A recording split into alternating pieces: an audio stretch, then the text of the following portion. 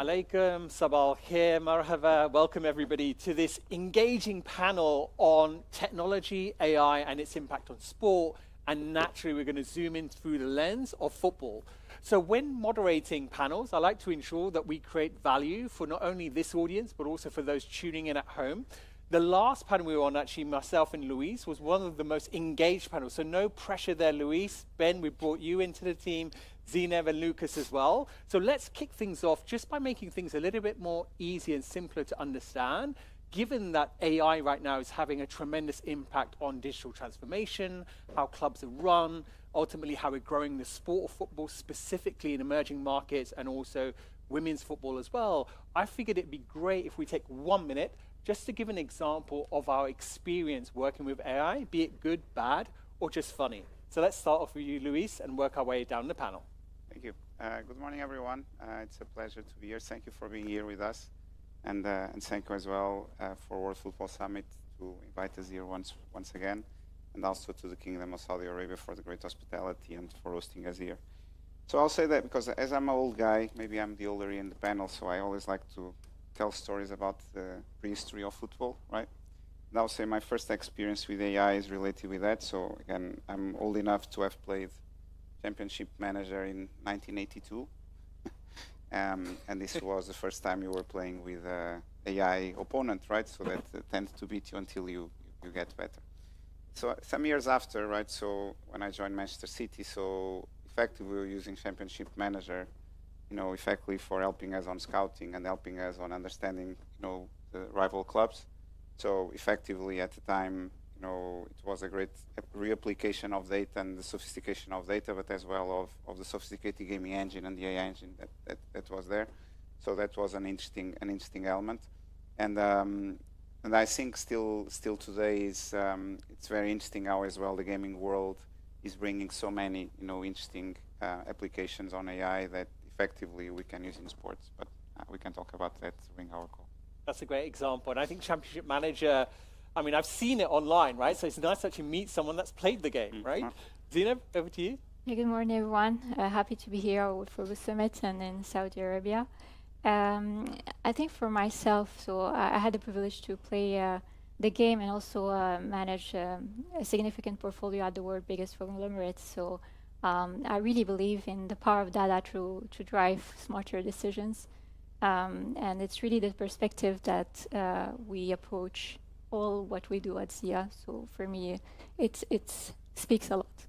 Brilliant. So perspectives, creating that context with which how AI works. Exactly. Okay, Ben, over to you. Right, that's great. Sounds like we're all coming from different angles. So my day job is investing in technology as a venture capitalist, and we've been investing in AI, kind of large language models, as well as applications for the better part of the last decade.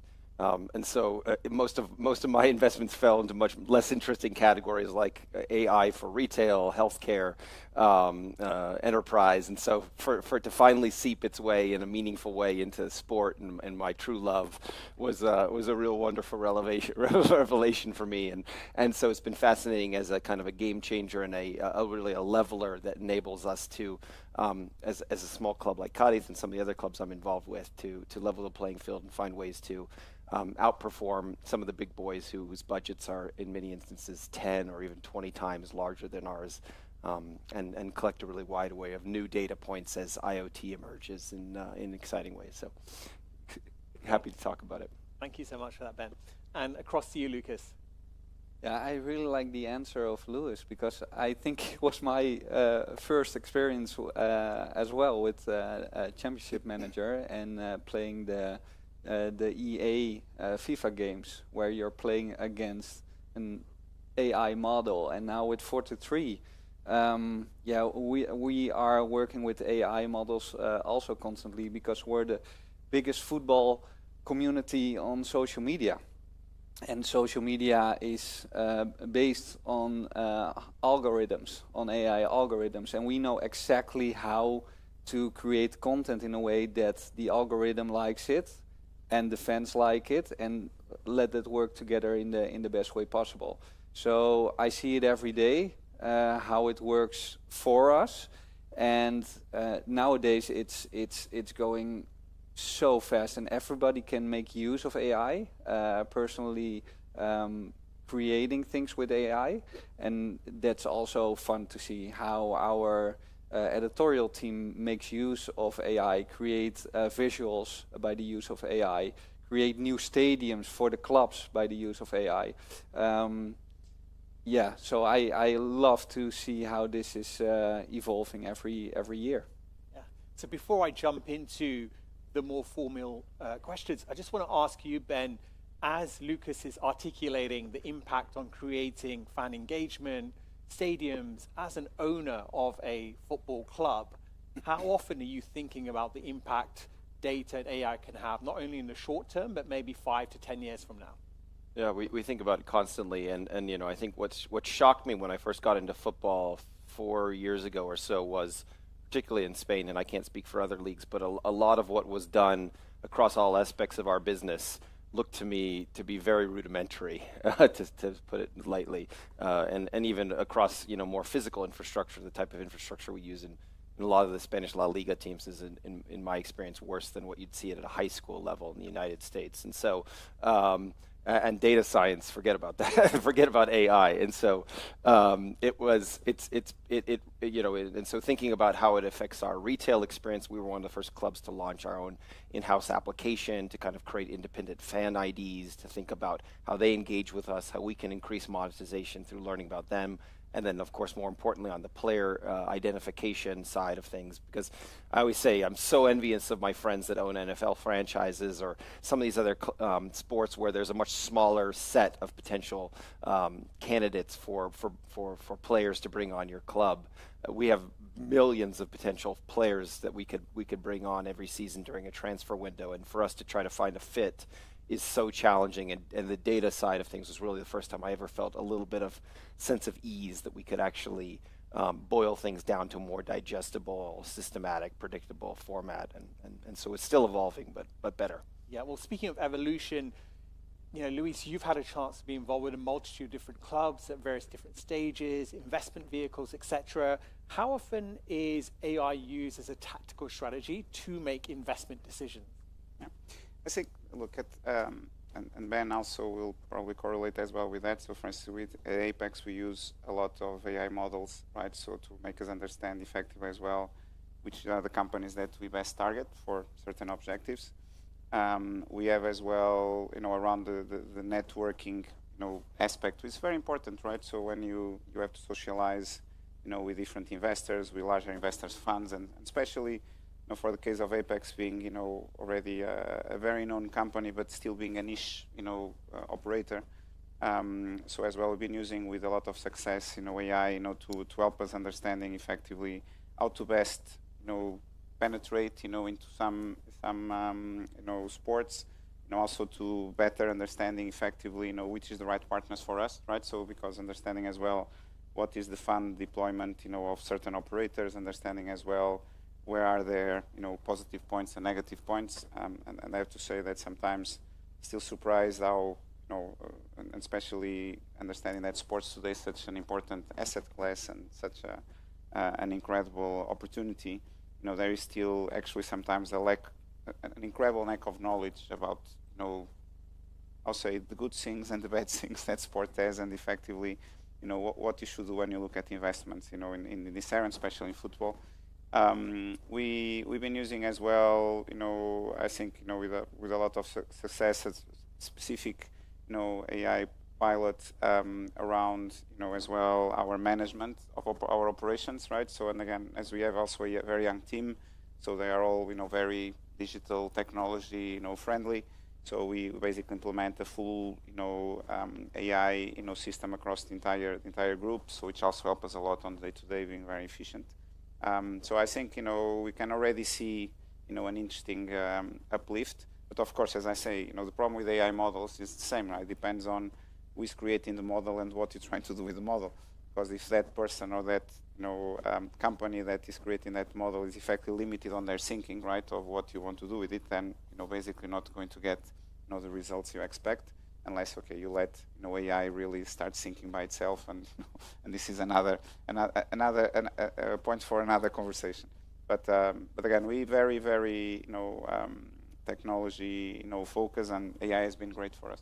Yeah. Well, before I head over to Zineb on the football and AI's impact on that, a follow-up question for you, which is, when you take a step back and look at the lens of sport as an investment opportunity, sport and entertainment, I think in Europe, maybe we distinguish between the two.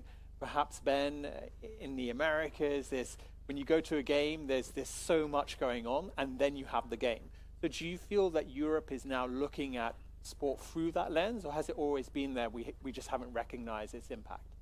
No, I think, and Ben said it very well, right? Look, I think US has always been so many clicks ahead in terms of finding the right correlation between sports and entertainment, because for me, always sports has been another form of entertainment. I think many traditional people in sports will consider this a really bad thing to say, right? Because they still have problems understanding that connectivity.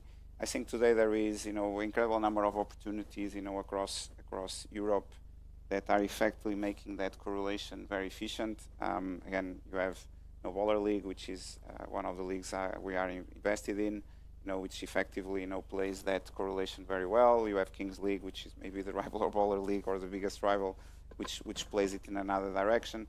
But I think one point that Ben said, and I fully agree, right? So there's still so much lack of sophistication, right? So in the approach, there's still a lot of people, and this is a problem, especially with football, being in a football event, that there is so much intensity, right, on the competition itself, and the fact that you want to beat your rivals, and this becomes the most important thing, that effectively people don't really work together. And I think this is still one of the most inefficient pieces that we have in sport, and that impacts, effectively on technology, on the amount of, actually available capital that you have to spend, because you don't work together with the other teams. Again, for instance, the Spanish league has been said, okay, Cadiz, I've been following them for many years, and they've been doing a great job.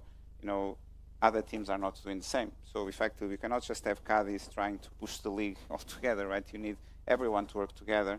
And again, when you talk, for instance, even now about the Saudi league and the incredible, opportunity that is being built, the fact that, you start more, early, like the Spanish league is effectively, you have a massive legacy that is very difficult to change. For the Saudi league is a big opportunity to effectively be much more efficient than the others, right?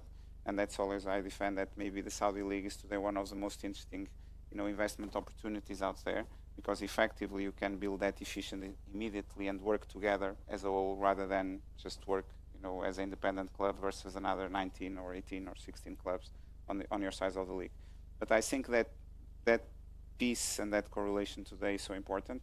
And effectively, the media side, with Lucas, will speak about. It's for me, it's the really big currency of trade, and effectively one of the biggest opportunities out there. Yeah. So we're talking opportunity, we're talking sustainability, a little bit more of a unification of tactics, strategy, and approach. Ben, very, very quickly, so less than 1 minute here. I mean, there is a theory that based on the US approach towards sports, there could be a future where in the Premier League, for example, more than half of the ownership now is US driven, right? So if we take a step back and talk about sporting culture, building legacy, building tactical acumen as well, what type of impact have you seen data on your specific club? And I know we spoke a little bit off stage around your ambition to perhaps create a multi-club model as well. Is data and AI a good leveler there in terms of giving clubs maybe that aren't in the top 2 or 3 an opportunity to have a platform to make an impact? And one interesting anecdote I think you shared with us was that I think Cadiz is the 5th most followed team, right? La Liga team in Saudi Arabia, which is phenomenal. Yeah, it's critical for us.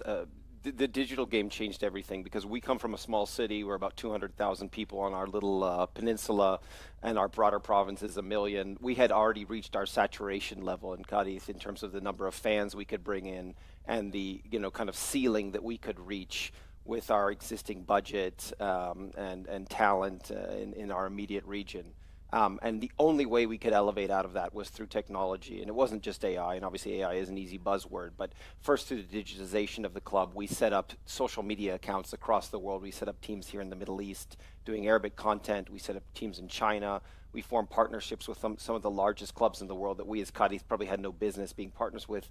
We formed a partnership with Al Nasser in Saudi Arabia, with Al Ahly in Egypt, with Kale FC in Kuala Lumpur, with Al Saad in Qatar, and others, and we really sought to engage with global fans in their element and bring them on board to our club, and in an effort to monetize ourselves. We partner with some of the largest social media outfits. We work with a group called Copa 90 to build a really great documentary about Cadiz, again, that we have no business doing for a club of our stature, who's never finished higher than 12th in La Liga, and now are unfortunately sitting in the second division. So that realization helped me to understand that through this digitization, we can reach such a broad audience, and we can become a club of choice for fans outside of our immediate region and in as far-flung geographies as China or here in Saudi Arabia, and that then I think played into what I learned from the American side of sport, which was the Americans treat sport more like a business than a religion, like we do with football. And if we can somehow marry the two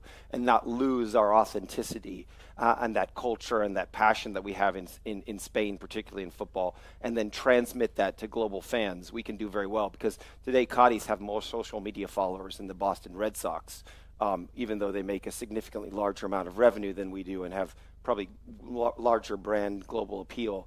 And so my objective was to find a way to somehow bridge that divide. And I think the U.S.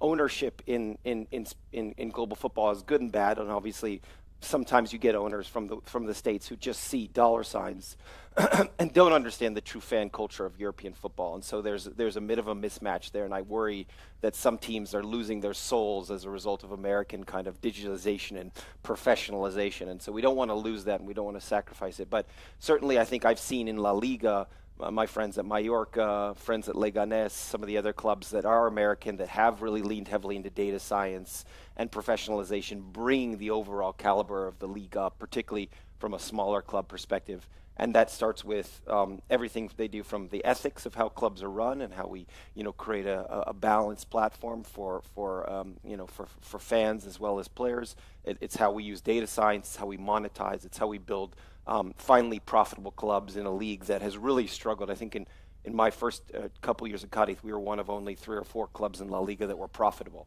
And so it's critical we find a way to make these financially sustainable, and I think some of that American business sense has helped. Well, I mean, what we're talking about here with both Ben and Luis's insight is instigating a culture of change and innovation. And I think, Zineb, you are perfectly positioned to tackle those elements. I mean, a very established player, very storied, played across multiple countries in the world. You were the first, female football agent in the Middle East, so massive kudos to you. I'm really interested in finding out a little bit around what you believe AI can do in terms of impact on growing the sport of female football specifically. Sure. So I think, women's football is very important for me, but I think AI could help tackle 3 main barriers. The first one is the visibility, and I think with Ben and we will tackle a bit more around the topic, and with Lucas. There is also investments, and I think Luis, you will speak more about it, and infrastructure. So if we tackle those 3, I think we're able to support and help grow women's football. So if I dissect a little bit more, talking more on visibility, so basically, women's football started to pick up when they started to have games broadcasted on TV. But then with AI, it revolutionized the fan engagement. And therefore, you have now, you're able to speak to a certain audience that for clubs it was unknown. You're able as well to provide to that audience very targeted contents. On the second hand, you have all the areas around investments, because investment is what's going to drive and help women grow on the long run. You have actually metrics like match attendance, and one of the biggest example is FC Barcelona Femenil. Their games are just amazing in terms of match attendance. And you have other metrics like social media engagements that are true data sets for sponsors and investors to hire their investment share there. And the last point that for me is key is going to be infrastructure. I think it's something that men and women's football are struggling, not just women's football. But for women's football, I was actually looking into it and advising certain clubs to use companies like Fan Equity that actually democratize the investments in terms of infrastructure. So it helps some of the clubs to bypass the traditional way to invest and really level up the participative fandom that they have. For me, those are three components that AI could really drive and be a catalyst to help gap and bridge the gap between the revenue remuneration between male and women's football. And I just want to follow what Zubair was saying. So I think there is two points very interesting, and then I'll connect with Lucas.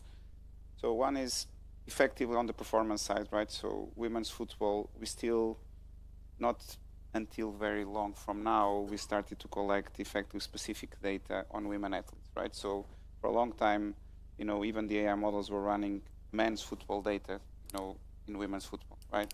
And effectively, not just from the body, from the physical side, but also, you know, from specific situations related with women players. So we were not being able until very recently to parameterize that, right? And so there was, you know, basically in a way, I think, a very interesting opportunity today of quick evolution, right? So with sophisticated AI to evolve on that. And I'll say the other one is on especially on the broadcasting and the media side, because even on the traditional broadcasting today, there is so many things, you know, you can do, you know, on AI-based models to effectively, you know, make the experience, you know, much more exciting, you know, to improve as well, you know, from a perspective of the remote end user, you know, the speed of the game and the spectacularity of the game, right? So I think we are still in the very early stage on that, but I see a massive improvement going forward. Yeah, I couldn't agree more. And so, Lucas, this is a great opportunity to bring you in. All panelists are mentioning you and the impact of media on this. So if we zoom into the lens of female football content on 43, can you give us some insight in terms of viewership? Yeah, sure. So on our main channel, we show all kinds of football and also women's football. So we highlight the most important moments, but we wanted to give it wanted to show it even more. So we created our own Women FC channel on Instagram, 43 Women FC. So we can give daily updates on women's football specifically on that channel. And when there's a big match or a big tournament, then we will highlight it on our main channel as well. So we have great plans around the Women's Euros next year. And aside from that, we launched our own platform, our own app, where we can personalize content even better.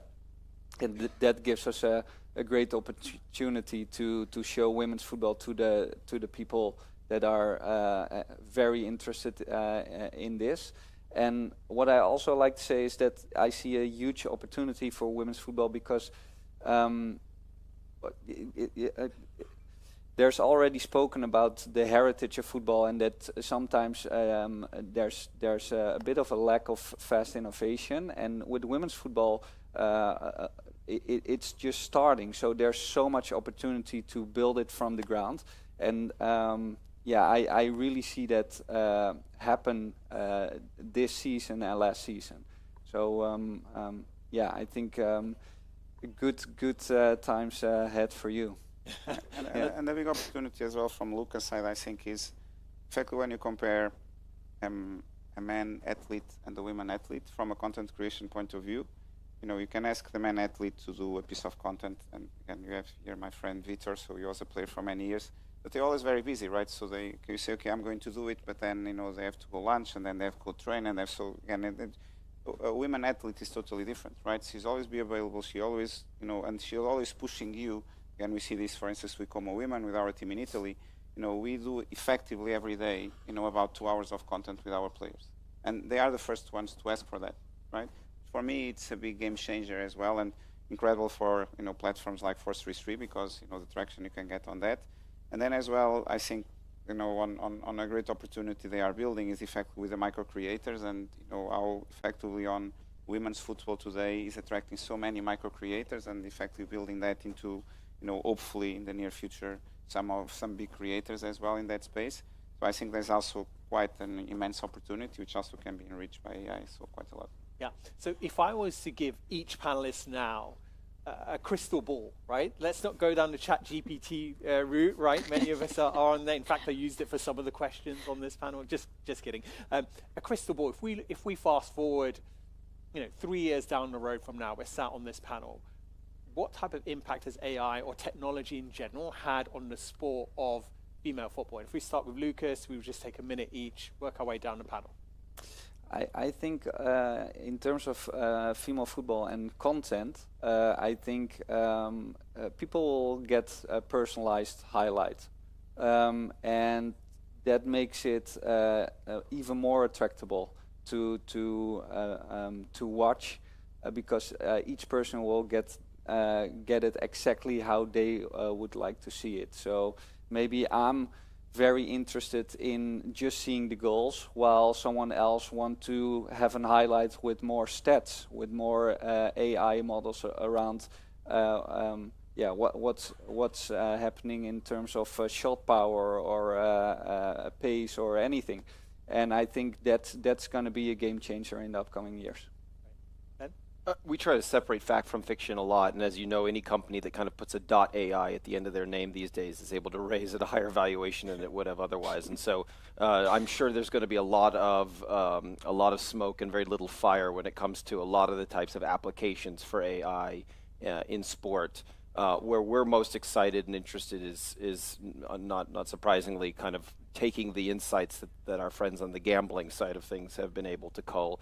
And I walk in the footsteps of giants and my friends at Brighton and at Brentford and other places that I think have really effectively and pioneered this space. And this is one place I think that Europe can be a bit of a pioneer, because in American sports we're so start-stop, and in many instances have a lot of really well-defined positions, and so it makes it easier for us to collect a huge amount of data and reset the pieces on the chessboard. And so to be able to leverage the insights that some of those that look at troves of data from the gambling side of things have been able to do, and then distill that to help us think about team kind of construction, our player structures, who were the kind of talent we're identifying, and again from data sets of players from around the world, and trying to meld that into one cohesive unit that outperforms clubs that have much larger budgets has been an incredibly exciting enterprise, and one that I think is worthwhile and I think will be relevant for the next few years. Right. Zineb? I would say for me is in terms of revenue generation. I think in some areas, and I'm being a bit more optimistic, it can actually bypass the male remuneration. And reason being is that women are consumer goods. And if you bring certain brands and be able to use AI, activate those brands, you're going to untap a huge portfolio of consumers and attract brands that will want to sponsor women's football and maybe less men's football. Yeah, from my side, 3 points, and I'll pick up on one that Zineb just said. I think, for me, one of the largest opportunities out there still untapped in football, and especially in women's football, will be for me a biggest engine is loyalty, right? And I think there is so much we can do in this space. I think there is, AI will help us a lot in terms of understanding once and for all one problem that still the industry has. We don't know a lot about our fan base. We don't know about our audience, right? Because in a way, historically, there's always someone in the middle controlling the relationship, right? Okay, if you are a broadcaster and you're in the middle between a club and it's, international fans, right? You don't know anything about your international fans. Even your broadcasting partner might know or might not know, right? So we need to unlock that, and I think in women's football, there is not a legacy that exists. The media space will be totally different, right? And will be recreated in a totally different way. I think that connects as well with the broadcasting enhancement I mentioned, and I think as well, collabs that will make it really exciting. Again, I can mention you an example as well in Como. So last weekend we played Juventus, and we organized an event in London. So together with the Zone, which is now our partner, and the Zone is also the broadcaster of the league, but is now creating a special media relationship with Como to create, behind-the-scenes content. And so And so we had effectively the game in one side and, you know, an event in London at the same time happens, you know, simultaneously, so quite cool. And I think the enhancement, especially on screen, and this is also something that I think some of these emergent leagues, like again, going again to the Ball and the Kings League, the kind of activation they're doing on screen at the moment is quite impressive, and the way they activate, you know, commercial partnerships around it. So I think there's also maybe there a model to interact around women's football. And I think the last one is effect on performance.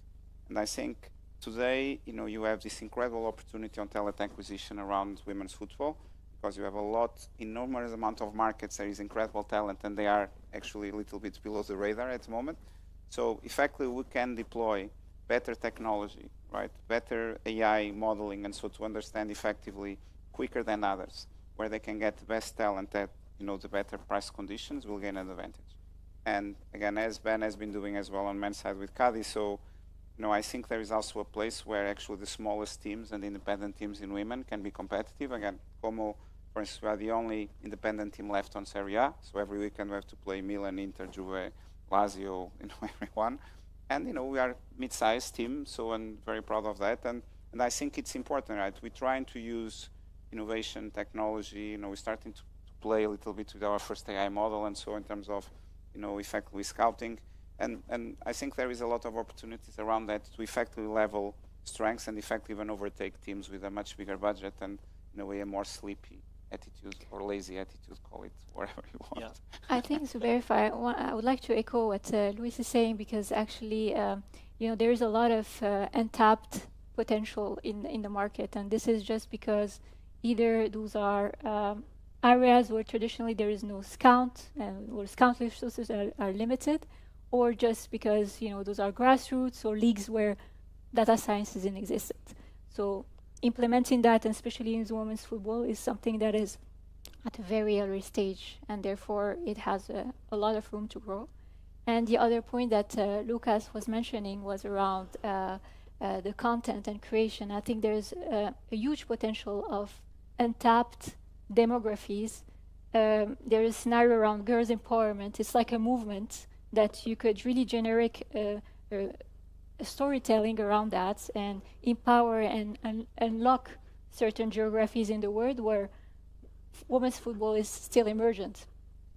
Yeah, storytelling and I think a lot of entertainment, which you also see with the Ballers League and the Kings League. There's so much untapped potential around sports entertainment, and then we're circling back to the US conversation, where they really always see sports from an entertainment perspective, and that's why our community loves this type of content with the Ballers League and the Kings League as well. And I think the same can happen with women's football when there's a great entertainment strategy around it as well. I think, it will attract so many new fans. Yeah, and to that point, I mean, you have an insight. You actually have a data reservoir that helps you understand sentiment, influence, etc., etc. So talk us through, what is it like when you're speaking to clubs or commercial partners around how they utilize that data? Oh, it's great. No, yeah, it's great. So no, we have some data on social media. So we obviously use that data to make our campaigns even better the next time. We shared it with the clubs and the leagues, and the way we now want to bring this to the next level is bringing people to our own platform where we can personalize in an even better way, because on our 43 social media we're sending out globally, which works very well because we know exactly how to communicate to this young audience. But in our own app we can actually make it even more tailor-made for each football fan we have within the app. That being said, still our big audience with over 115 million followers on our social media is obviously our our big market where we generate over 6 billion impressions each month. And yeah, again, we know exactly how to create content on these social media platforms with the knowledge of how their algorithms work. And that's how we can help very well, for example, leagues like the Bundesliga, like MLS, but also mentioned Juventus. They created this amazing creators lab, which is again a next step in terms of football and entertainment. And we partner up with them to embrace this and show it to our community in a unique way. And I think that word community is really important amongst all of this, because we're talking about data, AI, et cetera, like community, passion, heart, sentiment, they're all really important. So before we wrap up, I got told we have 5 minutes left. We could keep this conversation going for extended time. Yeah, so like I hope so, right? Yeah, 5 minutes at extra least. time, right? So one of the things that's fascinating for me, like listening into each and every insight, is the opportunity for you all to cross-pollinate ideas, right? And I'm often asking myself, like within that C-suite, is this type of stakeholder involved in terms of not necessarily decision making, but in terms of canvassing opinions and insights? So I just want to wrap things up by asking each panelist here, what is your opinions and insights in terms of driving a data literate, AI focused, C-suite, but actually being passionate about it? Because I think one of the things that really strikes me, Ben, about your experience around running Cadiz is that you are passionate about using data to better govern your football club, right? And I think for Luis, for you, it's you get to play championship manager in real life now, right? You get to build something that has an impact that's measurable. So I just wanted to ask the panel here, what are your thoughts around AI and its impact within the C-suite? Because we have content here, we have the player agent, etc. This is in many ways like the perfect panel to actually discuss that. So again, I'm conscious of time, right? But maybe we start with you, Luis, and just work our way down the panel.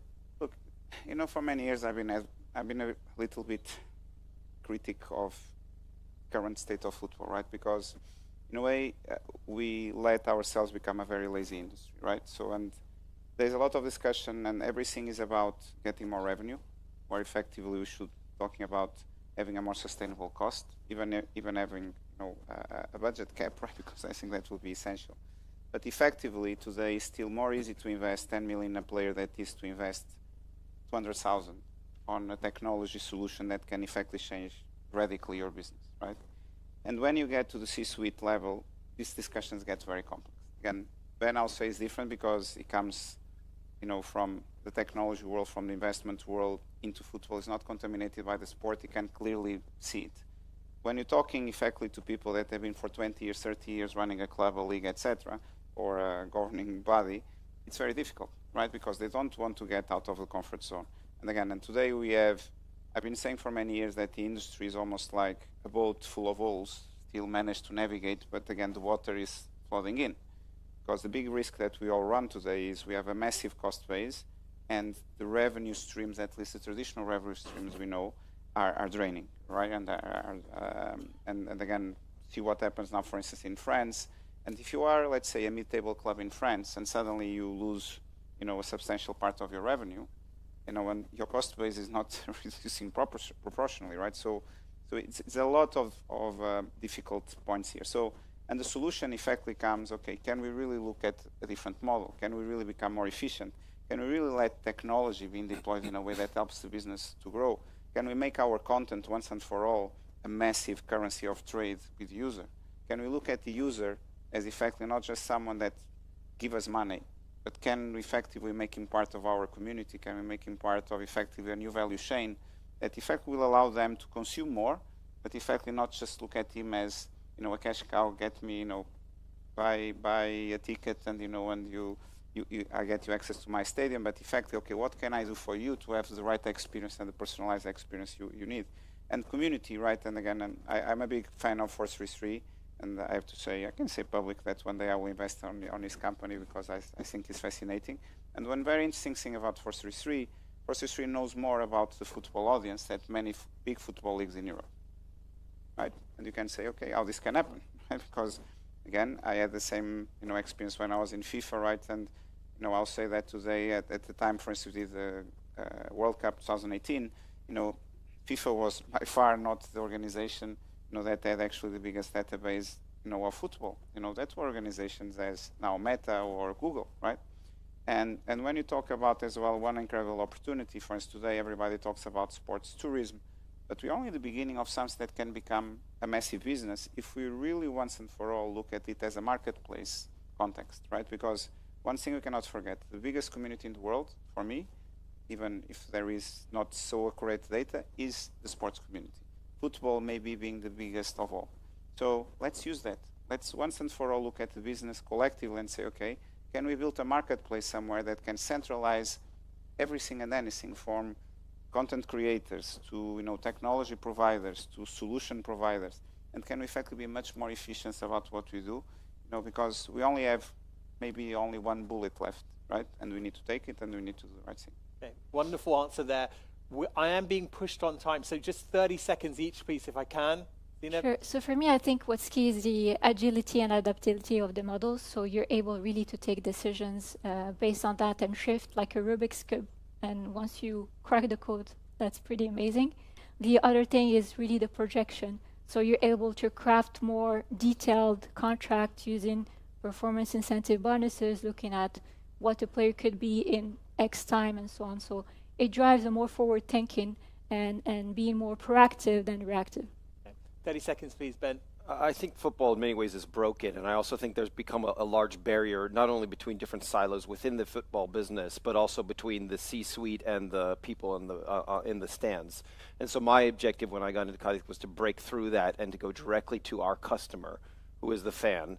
And I look at my number one KPI as the happiness of our fans, because there are a lot better ways I could be making money today other than football. And so I want to ensure that what we're doing is all driving towards a better fan experience, more engagement, and leveraging all of these types of data insights and other AI to help monetization that drives a better product on the field that brings them back to the stands more and engages them. And so we try to break down those barriers, create very centralized dashboards to look at information, but to constantly seek outside fan engagement and fan advice and feedback on what we're doing, so that we're walking in lockstep with them. And that type of data insights has helped create a more engaged fan experience, which will help us break through what I fear is the future of football, where there's less involvement, less engagement, because people are distracted with all kinds of other social media. So we've got to provide them with an integrated solution that's really exciting for them and provides kind of a tailored solution to their needs. Yeah, I love all of these answers, and I totally agree with. We use it already to make our content stream more effective, build our content stream more effectively, create content more effectively, but always with the fan in mind, to serve our community, to make it better for them. And I really like the idea about, well, maybe even build a social platform just for the football fan where it all comes together, right? Because I totally agree. You have so much to compete with, and yeah, we should build this all together in this football industry. Okay, well, there you have it. We talked about building something together, a community, and I think technology can be a wonderful enabler for that, and no better part of the world than Saudi Arabia to kick things off. So a big thank you and gratitude to the panelists here. We hope you enjoyed the session.